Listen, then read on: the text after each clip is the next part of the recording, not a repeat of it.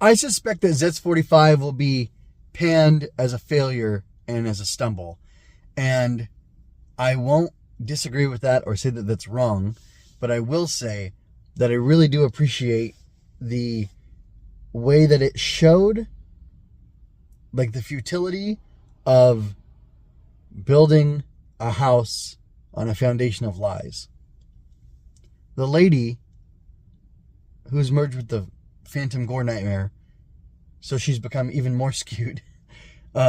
Also, she hasn't slept in, is it really 20 years? No, it had to be closer to 16 years. Anyway, she hasn't slept in all this time so that Code couldn't come after her and get her baby, get her daughter from her. She's this warped, twisted individual who thinks that possessing her daughter is the same as loving her. Which you can kind of understand because she's loved her for so long, and her love has sought her to possess her, to free her. And now that she has her, that's it. That's all she thinks she needs to do.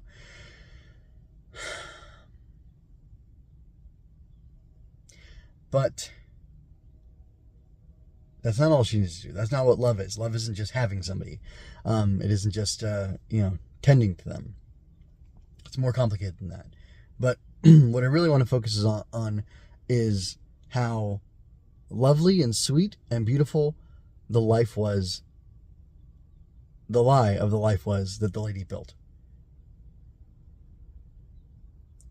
There were other people in the world. We got to see people brought back, which again kind of adds to my point from last week that it's kind of silly that we made this big deal about having a whole episode of people being erased just for them to come back effortlessly and it not be a big deal.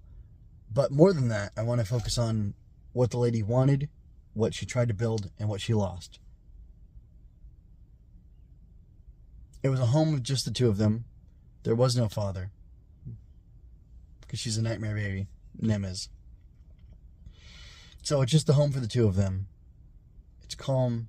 It's peaceful. It has that little Vaseline on the lens look. That soft look to it. The color palette was working really well. I believe Nem was in white in the first morning that they were together. And her mom was wearing yellow, I think. And like a very pale yellow. And a very shimmery silver skirt, which I was surprised by under her apron. And they're there. There's all these Happy Mother's Day cards and drawings that Nem had done as a child. She didn't really do. Because that's what the lady wanted. She just wanted to have her daughter and live this life with her. And I'm not saying it justifies it, but I'm saying it is beautiful that that's what she wanted. And like...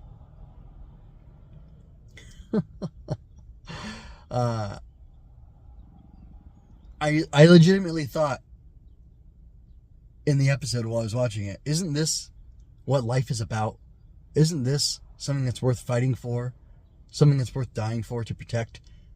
The ability for a woman and her child to be at home, to be at peace, to be safe, to have a contented life where they love, care, and support for each other. And I think it is. And I love the value of a simple home life that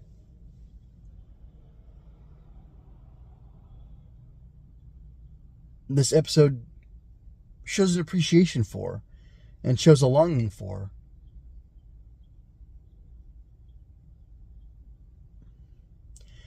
And the way they live a simple life, Nem isn't a celebrity idol diva who's living by herself in a penthouse doing drugs and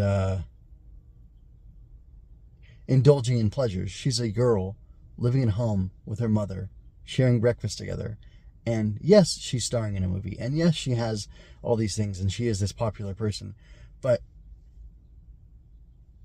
she's like the ideal idol who, or celebrity who does the job, goes home, and is a good person. And that's kind of a fantasy in and of itself. But yeah, just the treasuring of domestic life that I see on display here is really beautiful, really lovely. I especially liked it because we know it's a lie. And the lady knows it's a lie, and she's playing this part, and I just found it really interesting, and I really liked her performance, the actress, her performance, because there's this in the aftermath of these people vanishing from from Nem's dream, the lady like kind of turns away from Nem and kind of turns towards the camera, and she's like, "That shouldn't be possible," or like, "That shouldn't be possible, unless." And she gets like this dark look. So she goes back to being from the sweet, caring mom, so loving and doting, to the lady. She's shifting her perspective, shifting who she is as a person, and returning to that. And she suspects what's going on. And then, of course, it's Oblivion who's causing these issues. And I found that to be really interesting. But overall, I'm kind of disappointed in the episode. It feels like a punt. Is that the right word? I'm not so sporty. It feels... No, the punt is the kick. What's the... In baseball, when you're... Whatever that's called. Anyway, it feels like a feint is being done. Like, it's a feint, it's a trick, it's a sham. And it honestly kind of feels like the episode was rushed overall. Or like Nem living in this dream world is rushed. I feel like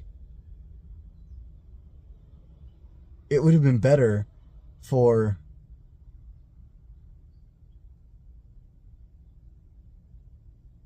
the lady to have accomplished things herself and made this mass illusion that everybody bought into, and like, I don't know how that would work necessarily. Almost more like she hypnotized everybody to play these different roles and to be doing these different things.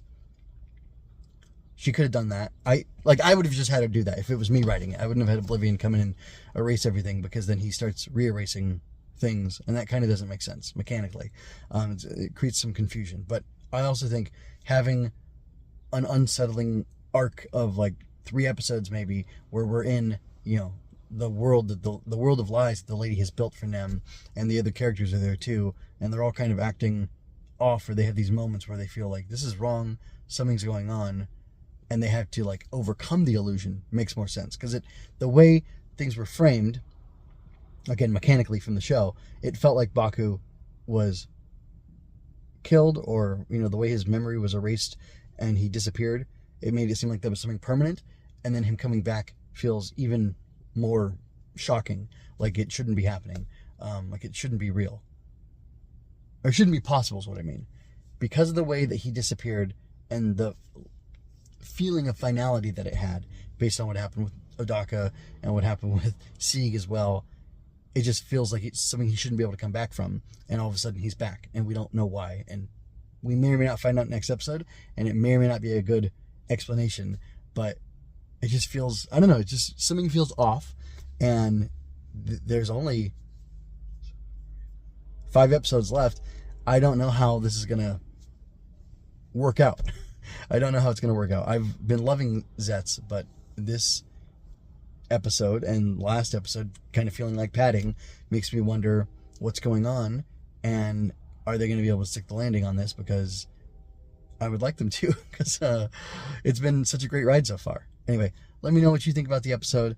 Let me know what you thought about all my thoughts on it. Is domesticity, domestic bliss worth fighting for, protecting, all that stuff I said? Or am I taking away the wrong thing from the episode? What should I have been focused on? What did I miss? And yeah, are you excited for the successful conclusion of Zeztz, or you're waiting for it to die? Let me know in the comments. Check my pinned comment where I dive deeper into this episode.